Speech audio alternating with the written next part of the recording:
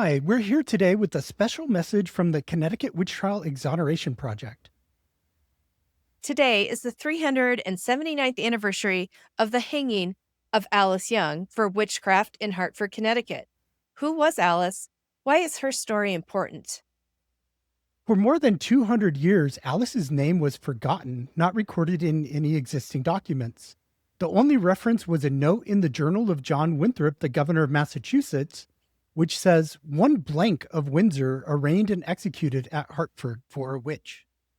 In the late 19th century, nearly 250 years after Alice's execution, historian James Hammond Trumbull acquired the diary of Matthew Grant, who had been Windsor's town clerk.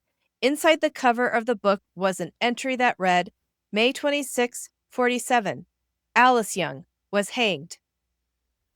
Alice Young lived in the town of Windsor, Connecticut, on a street called Backer Row with her husband John and their only daughter, Alice Jr. From this one child, thousands of people have traced their family tree back to Alice Young. Because no official trial records survive, the exact legal charges against her remain a mystery.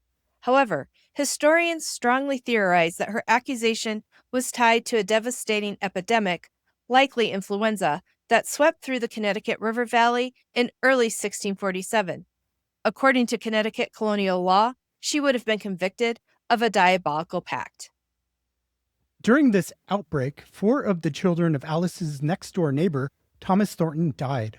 Because Alice and her daughter survived while so many others perished, fearful and grieving neighbors might have pointed the finger at her as a scapegoat. The stigma of her wrongful execution destroyed her family. Her husband John eventually relocated to Stratford, leaving his property unclaimed for years, and the lasting shame followed her daughter Alice Jr., who moved to Springfield, Massachusetts, and later faced witchcraft slander herself. But Alice Young's story finally found justice. On May 25th, 2023, after relentless advocacy from descendants and the Connecticut Witch Trial Exoneration Project, the Connecticut General Assembly officially passed legislation absolving Alice Young and acknowledging her absolute innocence. Today, as we mark the anniversary of her wrongful execution and celebrate her exoneration, we must never forget Alice Young.